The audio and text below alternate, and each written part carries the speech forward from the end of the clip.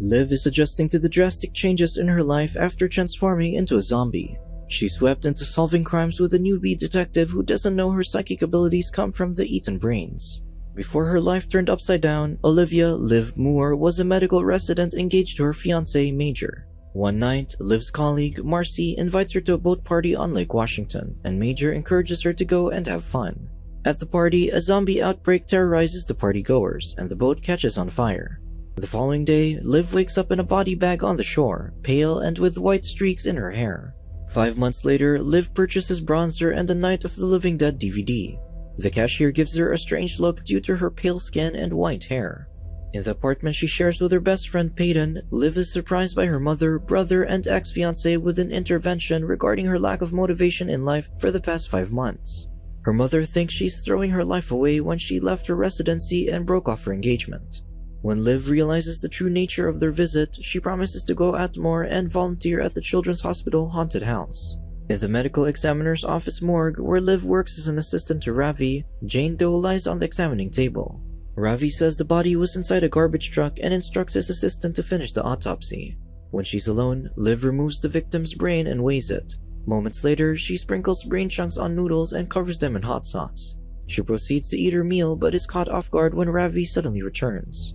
Minutes later, Ravi examines her, and she asks how he figured out she was a zombie. He says the victims of the Lake Washington massacre were missing significant brain mass. While his colleagues attributed this to the fish, he theorized a rabies-like infection. Ravi also admits he suspected her condition when he confirmed she was at the boat party and when the brains of the bodies in the morgue started missing. Ravi notes Liv's resting heart rate is 10 beats per minute. The zombie is perplexed that Ravi isn't afraid of her because she's terrified of her family and friends knowing. Ravi says he used to work for the Center for Disease Control, also known as the CDC, and figured a man-made plague was bound to happen. He mentions a new substance on the streets called Utopium and asks if she took any at the party, and she's sure she didn't. Liv recalls a man, Blaine, offering her a substance to snort, but she declined. The man touches her inappropriately, so she pushes him away. The commotion happened immediately after, and she remembers Blaine becoming a zombie and throwing her off the boat, inadvertently scratching her arm. Seconds later, Liv assures her boss she partakes in brains infrequently, and only because if she doesn't, she becomes dumber and meaner. The hot sauce is the only thing she can taste anymore, so she covers her food with it. Suddenly, Detective Clive Babineau enters, holding a pair of novelty handcuffs found in the garbage truck next to Jane Doe. When Liv sees the handcuffs, she has a vision from Jane Doe's point of view getting arrested, next to a newspaper with Obama's election on it. When she comes out of the vision, she tells Clive that Jane Doe was arrested for shoplifting in Vancouver in 2008. The detective asks how she got the information, and she says it was just a hunch. Ravi gets on the computer and finds a certain Stephanie Germanotta, matching Jane Doe's prints, who was arrested for shoplifting in Vancouver in 2008. Clive grows suspicious, so Ravi lies and says Liv is psychic. After Clive leaves, the zombified woman explains that after she eats a person's brains, she has visions of their memories. The next day, at the haunted house, Liv suddenly has the urge to steal a few plastic eyeballs. A scream behind her triggers a vision, and she sees a man wearing a balaclava attacking Jane Doe. When the man removes the mask, she recognizes the local TV weatherman, Johnny Frost. At the morgue, Ravi pushes Liv to tell Clive about her vision. In the police station, Liv deals Clive's stapler and Detective Pratt's family picture. From Clive's desk, she sees Lieutenant Suzuki and the other detectives laughing at an embarrassed Clive. When Clive returns to his desk, Liv wonders why his colleagues are singing a Lady Gaga song at him.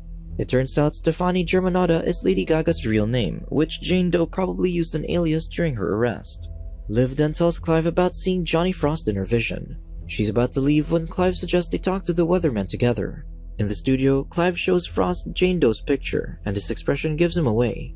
He asks them if Titania recorded their sessions and is shocked when they tell him the woman is dead. Frost has an alibi for the night of the crime, but Clive wants him to tell them everything he knows about Tatiana. In Frost's office, he shows Clive and Liv the escort website with Tatiana's picture. The vision Liv saw was one of their role-playing scenarios. Frost mentions Tatiana's friend, Tess, an escort also featured on the website. Before leaving the office, the zombie steals a snow globe off Frost's desk. Later, outside Tess's apartment, the escort speaks Romanian when she sees Clive's badge, but Liv answers her, surprising herself by knowing the language. Tess's neighbor, Truman, opens his door and asks if Clive and Liv are harassing her, but she tells him to go back inside his apartment. Clive then tells the woman that Tatiana is dead, and she's spooked. She insists she knows nothing and closes the door, but does provide her friend's full name, Tatiana Korza. Later, at Tatiana's apartment, Liv finds the victim's phone. They listen to a voice message from Tess telling Tatiana to return to the suite, calling her a klepto and saying they'll never work with her again. The detective discerns there must be another girl with Tess. Afterward, the zombified woman deduces her consumption of Tatiana's brain made her fluent in Romanian and gave her the urge to steal. Seconds later, the zombie looks over at the balcony and has a vision. She sees Tatiana thrown off the balcony by a man demanding his ring back. When she comes out of the vision, Liv is more determined to find whoever ended Tatiana's life. They return to Tessa's apartment, and Truman tells them she left after they came to see her. He mentions Monica, another escort whose picture is on the website. Hours later, Ravi observes Liv's blood under a microscope and says he's learning more about her condition, which could lead to a cure. She has never thought about a possible treatment and expected to stay a zombie forever. That night, Liv goes to Major's house, renewed by a feeling of hope after Ravi's potential cure. Before she can knock on his door, she realizes that roping Major in, with only a slim chance of a cure, could end up hurting him again. As she turns to leave, she hears sounds from inside the house and sees Major playing video games with another woman. That night, Liv lies awake in bed, heartbroken at seeing Major moving on. The next day, Lieutenant Suzuki informs Clive that Detective Pratt will be handling the Jane Doe case moving forward. Clive is disappointed, but Pratt tells him to follow his leads with Johnny Frost and the neighbor. In the apartment, Peyton is exasperated seeing Liv being her unmotivated self and wishes her friend would help herself. After Peyton's words, Liv returns the things she stole and is determined to find Tatiana's killer. While waiting at Clive's desk, Liv returns Pratt's family picture and overhears him receiving Monica's location from the IT guys and writing it down on a notepad. In the morgue, Clive says Frost told him Tatiana mentioned having a barbusted pork, or a bearded pig. Clive ascertains that Tatiana was talking about a bearded cop, likely Pratt, which is why he wants to take Clive off the case. Liv remembers that Pratt knows where Monica is, so Clive shades Pratt's notepad, giving them the address. In a house in the woods, Pratt has Tess and Monica tied up in chairs. He demands they tell him where his wedding ring is. He fears how his wife will react when she returns from vacation and finds out he lost the one-of-a-kind ring. Outside, Clive tells Liv to stay in the car. Meanwhile, Tess says that Tatiana couldn't help stealing things, but Pratt knows Tatiana didn't have the ring, so it must be one of them. Scared, Monica admits to pawning the ring for money for school and knew Tatiana would take the blame. As Pratt threatens to shoot the women, Tess looks over at an approaching Clive, and Pratt follows her gaze. He shoots at Clive and runs up the stairs. When Clive gets to the women, they tell him where Pratt went. Outside, Liv sees Pratt drop down from the second-story window and get into his car, so she drives Clive's car onto the driveway, blocking Pratt. From the upstairs window, Clive sees Pratt shoot Liv and pull her out of the car before driving off. When Clive runs outside, Liv is now gone. Meanwhile, as Pratt drives away, Liv smashes the windshield while on the car's roof. She grabs the steering wheel and causes the vehicle to swerve and crash into a tree. She's thrown several feet away while Pratt is unconscious on the car's hood. Liv, who now has red eyes and superhuman strength, approaches Pratt and is about to feed on him when Clive catches up to them. The zombie's eyes return to normal before she faces Clive. He's confused why she seems alright when he saw her get shot. She says Pratt missed, she just played dead and chased after the car. Then, Clive instructs her to tend to the woman, and as she walks away, she covers up the bullet hole in her chest. Later, in the morgue, Ravi removes the bullet from Liv's chest, commends her for saving the women's lives, and hands her a paper bag of brains. The next day, while taking a nap, Liv has a vision of Blaine chasing a man down. 1 month later, Lola and Artie return to Lola's loft and find her artist husband, Javier, lifeless on the floor with a paintbrush stabbed through his eye. Hours later, Clive speaks with an inconsolable Lola while Liv and Ravi take evidence from Javier's body. Minutes later, the detective joins them, and Ravi estimates the time of death to be around 6 to 7 p.m. The paintbrush was stabbed in the orbital cavity and hit the carotid artery. Clive thinks Lola did it, but Liv reminds him that the woman had an alibi. Later, in the morgue, Liv scrapes the brain tissue from the paintbrush and eats it inside a pizza roll. The next day, Major drops off the last of Liv's things from his house. That night, the zombie has a nightmare about Blaine again. The next day, Liv has a vision when she sees a picture of a couple in a magazine. From Javier's point of view, he's undressing a young woman, then they hear someone walk in. Later, Liv tells Clive about the vision, and he thinks the person who walked in was Lola. At the loft, Artie lets Clive and Liv in and takes them to Lola, and they see the young woman in Liv's vision consoling her. Lola introduces the woman, Tasha, as one of Javier's lovers. Minutes later, while the detective talks to Lola, Liv checks Tasha out and flirts with her. Lola implies that she and Javier had an open marriage and he never wanted children because his paintings were his children. After speaking with Lola, Clive receives Ravi's email saying the killer was right-handed and around 6'2" or 6'3", due to the angle of the paintbrush. Liv returns to the morgue, giving an over-the-top description of Blaine to the police sketch artist. The sketch artist hands her the drawing and she improves on it with Javier's skills. In the interrogation room, Clive speaks with Artie, Javier's art dealer, who says he was in the restaurant from 6 to 9:30 p.m. Clive asks what his relationship with Lola is like, and he maintains that they are just friends. Clive asks him what his height is, and he answers 6'2". He mentions that the suspect may be a jilted ex-boyfriend of one of Javier's many lovers. The next day, Liv purchases art supplies and starts painting in the apartment. Later that day, Blaine shows up at the morgue, says he heard she was looking for him, and holds up her sketch that Ravi had sent to the other survivors. Liv says she thought she was the only one, and so did he. He comments on how easy it is for her to obtain brains through her job, and how he's also experienced raging out when their eyes turn red, and they turn violent. Minutes later, Ravi joins them and he examines Blaine. Blaine asks Liv how she turned, and she says he scratched her, but the man doesn't remember doing it.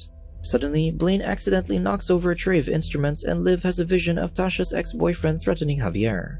Instead of leaving Blaine with Ravi, Liv asks Blaine to go on ahead because she doesn't feel comfortable leaving her friend alone with the zombie. In the police station, Liv recognizes Tasha's ex-boyfriend and points him out to Clive. During the interrogation, Liv flirts with a man who says he's 6'3". He admits to barging into the loft and confronting Javier, but not to his murder. He also says Javier was having an affair with Artie's 18-year-old daughter, Becca. Meanwhile, Blaine approaches Jackie in a hotel bar and the two head to her room and make love. The next day, Major drops by the apartment and is puzzled when he sees Liv painting and listening to jazz music, which he thought she didn't like. She touches his shoulder and kisses his cheek, and Major leaves confused. Later, Blaine returns to the morgue and asks Liv if she can help him out with his brain supply from time to time, and they agree to meet up later. That afternoon, Hutch and Dougie find Blaine in an alleyway, where he waits for Liv. The two men order him to get in the car because their boss wishes to see him. Then, Liv sees Blaine dealing with the sketchy-looking men and walks away. Blaine gets in the car and attacks the men violently, causing blood to cover all the windows. In the hotel room, Jackie answers the door and lets Blaine in. She's grown pale and has white streaks in her hair. He tells her she's a zombie now and proposes a monthly meal plan of brains for $25,000 a month. In the morgue, Liv thinks she and Ravi shouldn't communicate with Blaine anymore because she doesn't trust him. Minutes later, Clive arrives and asks them to join him at Javier's art show. He talked to a waitress who said Artie left the restaurant to use an ATM near the loft at 6:45 p.m., but records show that Artie is bankrupt. At the art show, they overhear a man saying that Javier's paintings have tripled in price since he passed, and Clive thinks Artie was aware of that happening. Clive sees Lola and asks her how long Artie was gone when he used the ATM, and she says 20 minutes. But according to the detective, the walk from the restaurant to the loft only takes 5 minutes. Liv snoops into the back room, where Tasha's ex-boyfriend corners her. She looks at a painting and envisions a pregnant Becca getting an ultrasound. When the man grabs her, she throws him off with ease and escapes. Meanwhile, Clive accuses Artie of being in love with Lola, but the man insists he only thought she deserved better than Javier. Liv joins them and says she believes Artie killed Javier because the artist got Becca pregnant, but Artie is shocked at this revelation. Abruptly, Ravi interrupts and corrects his initial theory about the killer's height. If the killer was standing on a platform, they could also stab Javier at the same angle. Clive then confronts Lola when he remembers that she said Javier never wanted children, but she never said if she felt the same way. He believes she killed her husband even before she left for the restaurant. Enraged, Artie asks Lola why she never told him about Becca's pregnancy. Artie admits that when he returned from the ATM, Lola arrived 30 minutes late. She was out of breath and he wiped a red stain on her cheek with a napkin thinking it was paint. He knew she had done it when they found Javier's body, but she also knew he would cover for her. Lola confesses that she did it because Javier was leaving her to start a family with an 18-year-old girl. As Clive arrests Lola, Tasha's ex-boyfriend approaches Liv menacingly, but Clive knocks him out. With Javier's passionate brain influencing her, Liv decides to visit Major. He lets her in but thinks she's acting weird. She kisses him, but he pushes her away and airs out his grievances. She's been cold to him for the past 6 months, while he did everything he could for her affection. Liv has a sad look on her face and he asks her to leave. Later, Liv and Peyton hang up Liv's painting in the apartment. Subscribe to watch more videos like this. Turn on notifications. And leave a like, it really helps the channel out. Thank you for watching.